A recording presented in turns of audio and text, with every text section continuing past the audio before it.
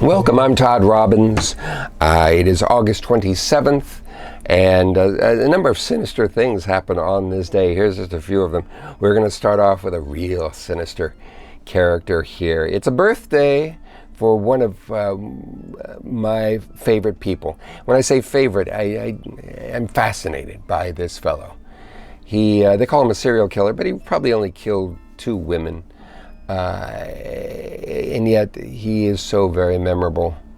Ed Gein. It's interesting, in Wisconsin, some people refer to him as Ed Gein, but Ed Gein, the butcher of Plainfield, and he had a domineering mother who just scarred him for life. And when she died, he went off the deep end, ended up killing those 2 women. But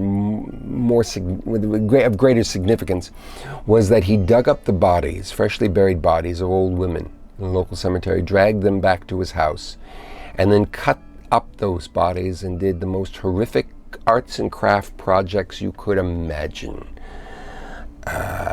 He made a garment out of their flesh that he could wear, or basically a dress. He covered furniture with their skin. He drank out of their skulls, used a skull as a soup bowl. It just goes on and on and on and on and on. It was so memorable, so shocked the public that he inspired a number of people to create characters based upon him. One is Norman Bates in Psycho. Also, the character of Leatherface in Texas Chainsaw Massacre was inspired by Ed Gein, as was Buffalo Bill, the character of Buffalo Bill in Silence of the Lambs, that fellow who's making the garment out of female flesh. Born on this day, Ed Gein, 1906. On this day in 1975 was the death of Haile Selassie, the Emperor of Ethiopia. Suspicious death. Now, admittedly, he was 83, but we think he was assassinated, that he was murdered, suffocated by some assassins that were hired by the rival military factions.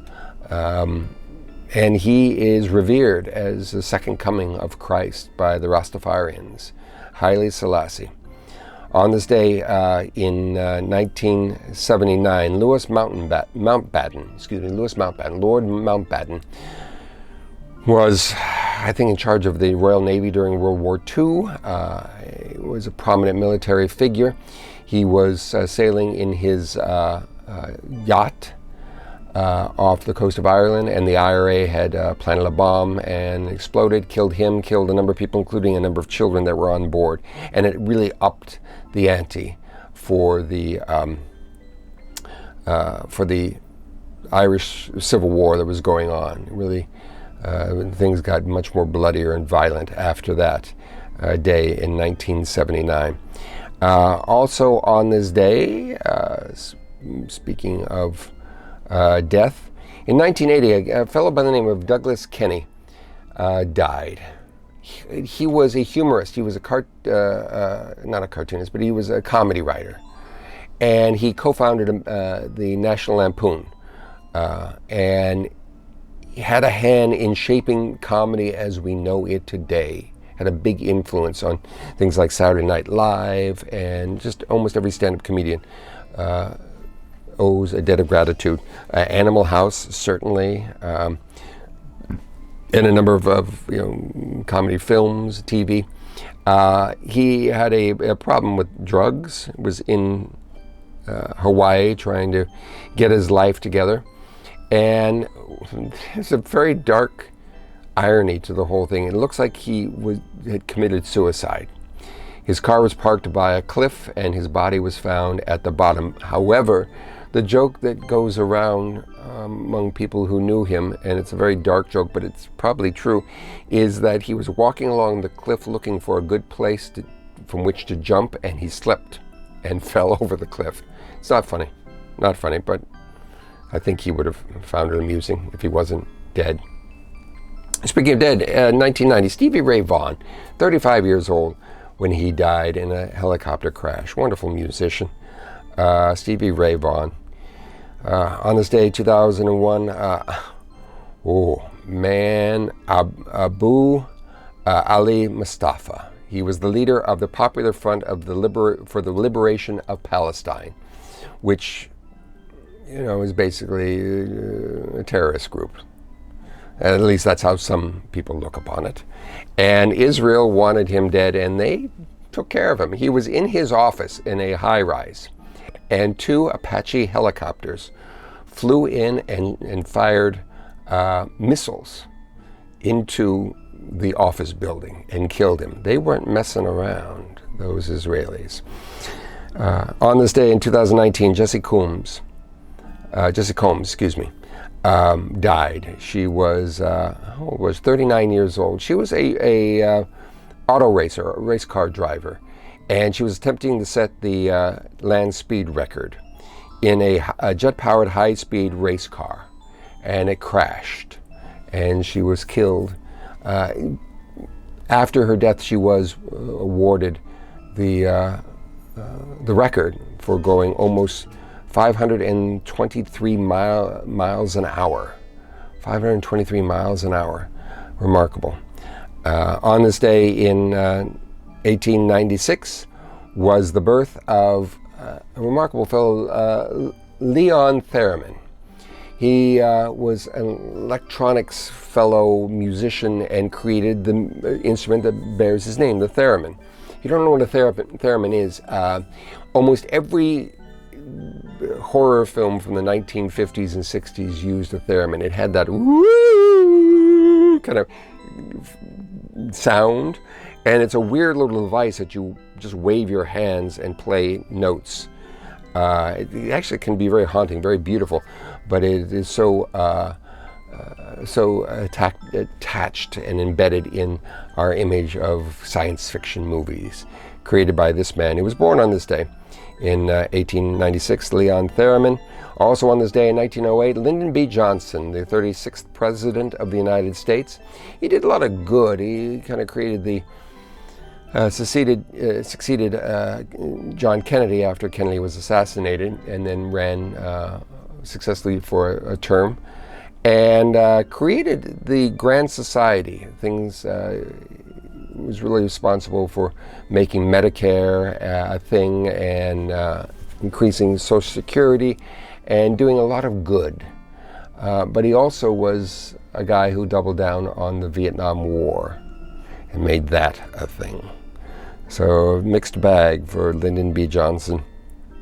No doubt about the good things, dark good things, but good things that were done by Ira Levin, who was born on this day in 1929. He died in 2007. He was a writer. He wrote Rosemary's Baby, the screenplay for that. He also wrote The Boys from Brazil, that wonderful film with Laurence Olivier as the dentist who's drilling in the teeth of Dustin Hoffman, saying, "Is it safe?" Ooh, creepy.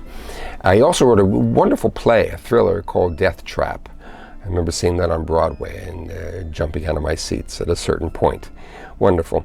Speaking of jumping out of my seats, it's a bad segue to say that on this day in 1952, Paul Rubens, Pee Wee Herman himself, was born in Peekskill, New York. One lovely, goofy guy. I've met him on a number of occasions.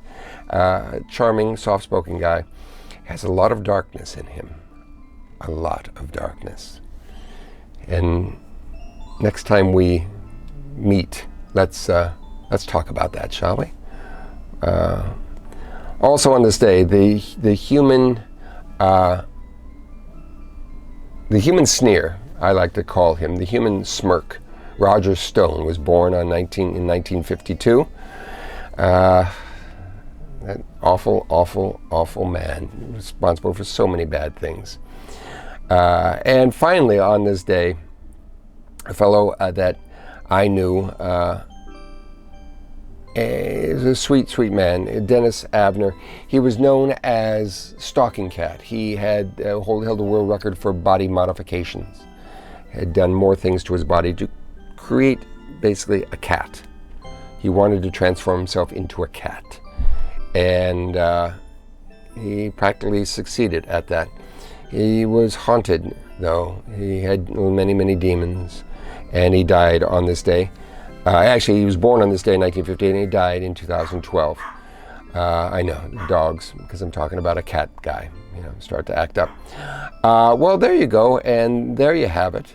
I hope you, and there's one more thing, just as a side note. On this day in 1918, the second wave of the flu of 1918 started up in Boston. And it was that wave that was the deadliest. Everyone thought it was over. It wasn't over. And people let their guard down. And the result were millions upon millions of people that died.